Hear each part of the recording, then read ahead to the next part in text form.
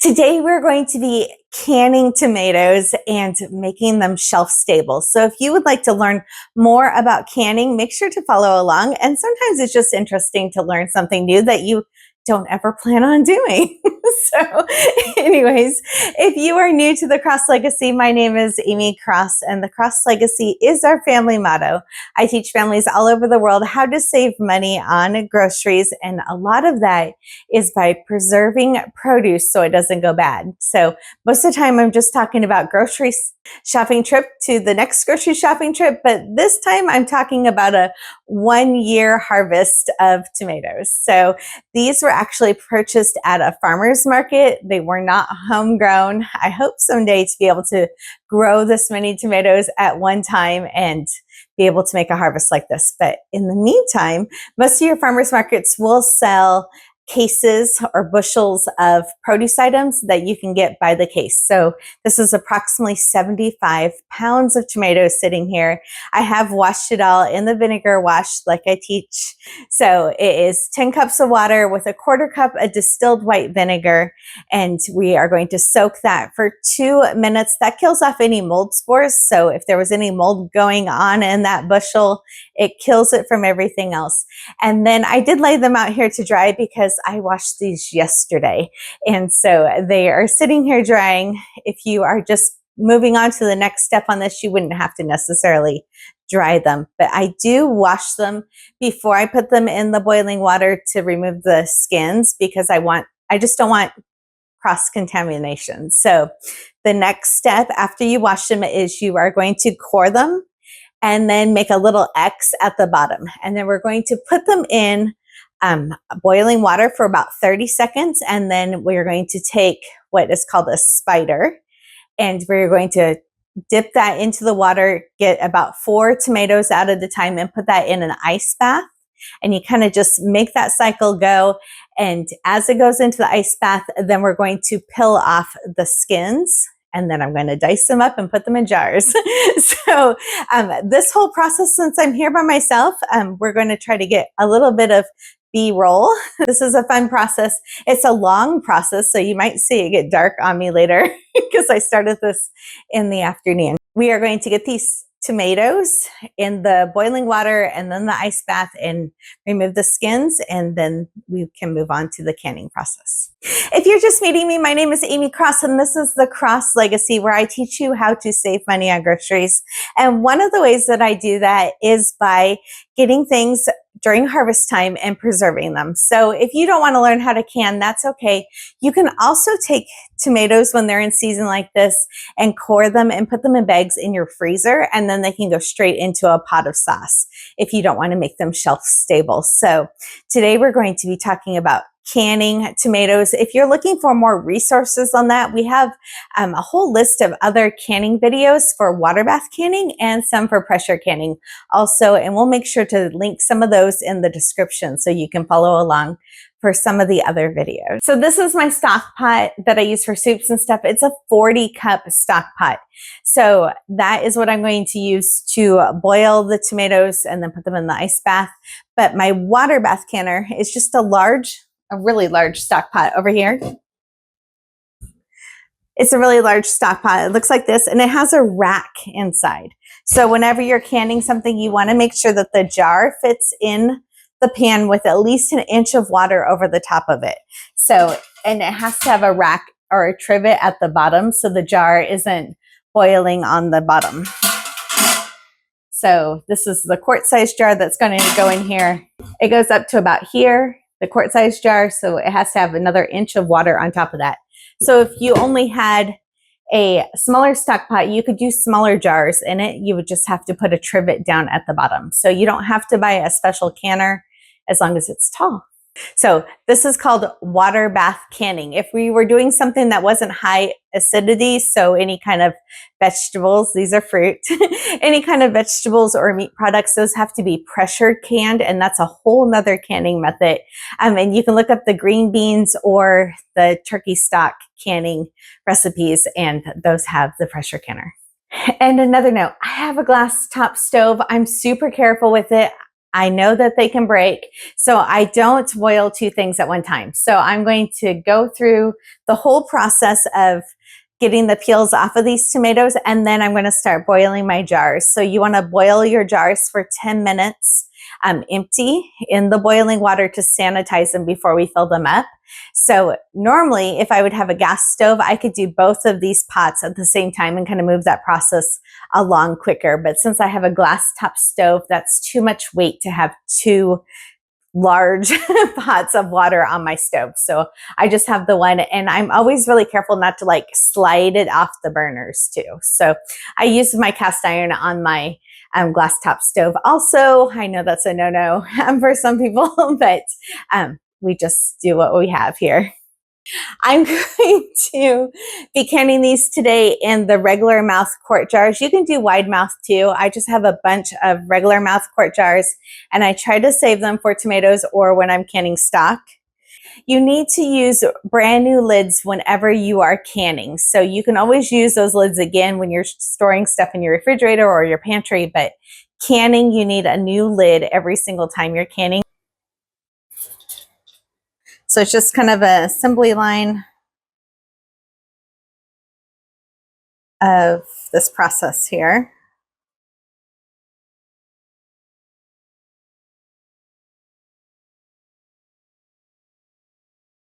In the boiling water, in the ice. And I'm just going to put them in the strainer here on a plate while they're coming out of the ice. So you can put them in any large bowl. This was my next largest big container. Okay, and then the skins just peel right off of them, just like that.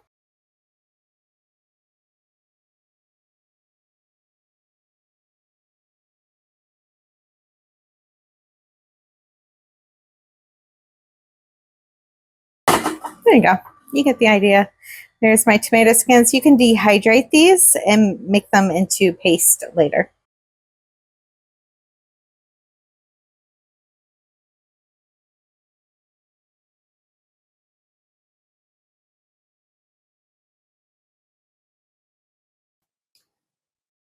Okay, when you're doing this, you want to make sure that you're trying to collect all of that juice that you can from the cutting board. So make sure that you're using a cutting board that has like the drain trough on it. And then I normally use a bench scraper and just try to scoop all of that up. I don't like the really yellow core pieces, so I cut those out whenever I can. But you want all of that juice in there because you're going to fill up the jars with the diced tomatoes and then top it off with the juice. Here is the 6 jars that I've made so far with the tomatoes. That's going to go into the first water bath canner.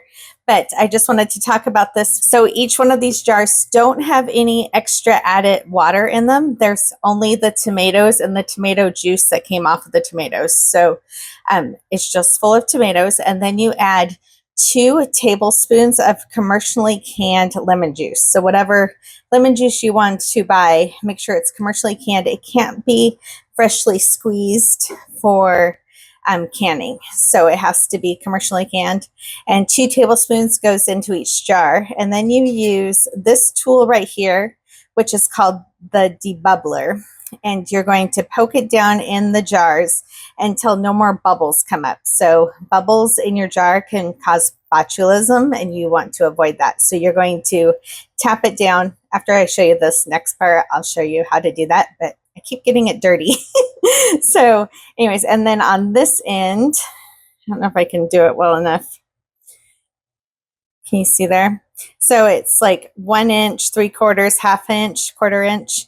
This is how you measure the head space in a jar. So the head space is from where your liquid line is to the top of the jar. So you're going to put this debubbler down like this for a 1/2 inch of head space. So you're going to go around here and check and make sure that it's pretty much almost touching that line right there, and it's not above that line for sure. So just really close. For ball jars, that line is normally, the 1/2 inch headspace is normally also this line here if you're using ball jars. So old time canners, that's what we go by, is this line right here, but that's not necessarily correct. So I want to teach you the right way. and it's to use this debubbler tool. So to debubble, you're going to put this into the jar, and you're just going to keep doing it until you don't have those air bubbles that come up. And I honestly already did this once over on the counter, and the counter was messy, so I brought it over here to show you. So, hey, it's real life. So there's no big bubbles coming up. I already know that the Easter is checked. The next step that you're going to do is you're going to have a little bowl of vinegar, and you're going to take a clean cloth or a paper towel, and you're going to go around each of the jars at the top and remove any tomato juice and also any fingerprints on there. So you want to do that to every single one of your jars.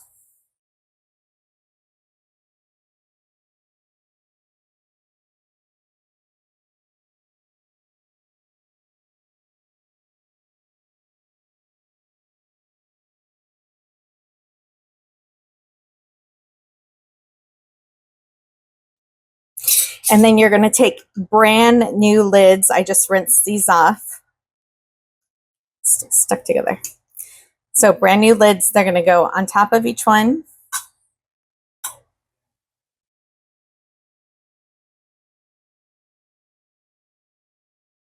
And then you're going to put a ring on each one. And this is called finger tight. So it should just be like these fingers just loosely tight on there. Finger tight. If you do it too tight, then they will bulge and you won't be able to. Sorry, the ice is going off.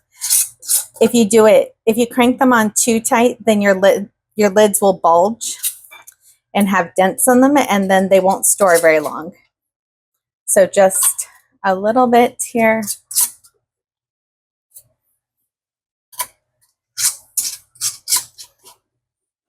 Okay. And then this is a really hot pot of water. Normally 7 will fit in here, and I only made 6 so far. So I do have an extra jar in there so it doesn't tip over. This is an excellent time if you wanted to make some water for your shelves that was shelf stable. Put filtered water into the jar and put a lid on it. Right now I don't need that, so I'm just making space in there. But when you put that extra jar in there, then you won't have any you won't have breakage because they fell over. And then you want to grab each of them with the jar holder and set them into this hot water. Now this water was just boiling a few minutes ago. Calmed down since I took the jars out.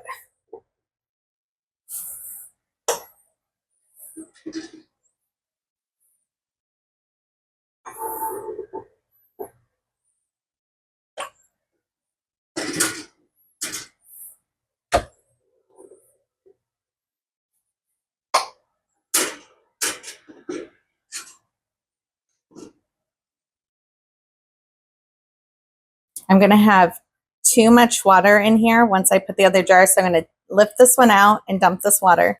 If you're just starting to can, I would say that peaches and tomatoes are kind of more time consuming, and I kind of prefer to start with like applesauce first if it's your first time ever canning, because then you don't have to rush as much.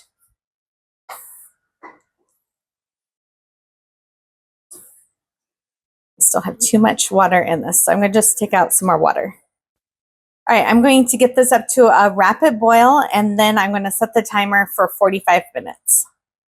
Okay, I let this boil for 45 minutes, and then I turned off the heat and set it for another 10 minutes just so it can calm down. And now I'm going to remove the lid. Normally I do that with the towel, and kind of just prop it on the side a little bit and just let it come to temperature a little bit, like acclimate. This way it acclimates to the outside temperature a little bit. I'm going to let this sit probably another 10 or 15 minutes. And then I will take the jar lifter in one hand and a towel in the other hand. And I will slowly move these over to a towel on the countertop. I always make sure I have a towel in my other hand just so I don't accidentally forget and grab the jar. If you take the jars just directly out of the boiling water and the room is cool, the liquid will siphon out of the jars. So it's really important that you just do this as a slow process and just let it take the time that it needs to take. I just wanted to show you that there's a little bit of orange color in the water. That is okay. That means that there was a little bit of siphoning out of the jars, but still totally okay. I don't have any broken jars or anything. And I already pulled one out to the counter. And I'm going to do another one here. So as I said, make sure you always have a towel or a pot holder in your other hand so you don't accidentally grab them. Oh, this is a little trick that I have. But make sure that ring is on tight. I kind of did this a little bit just to make sure it didn't loosen up.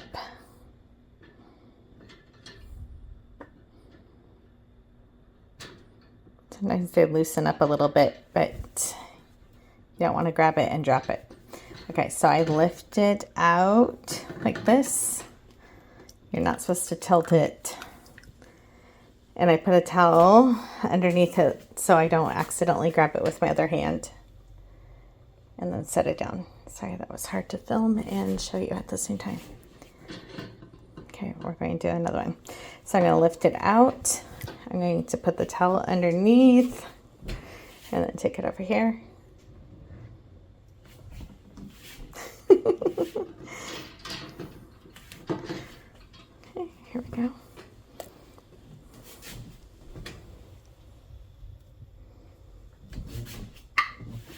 There's my first pop.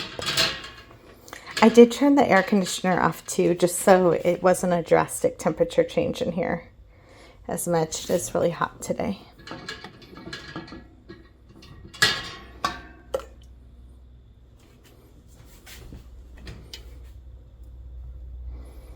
This is where I just double check.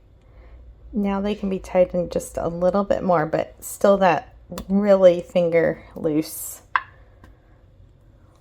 So after 24 hours, you're going to take the rings off, and then that way you don't have to worry about having a false seal. So a false seal means that it lifted up a little bit because of temperature changes or anything, and then that ring had made it seal back down, and then you could have botulism in your jar and you wouldn't know. So as long as you keep that ring off and it's totally solid on there, you know you have a safely canned item if you processed it accordingly to the times.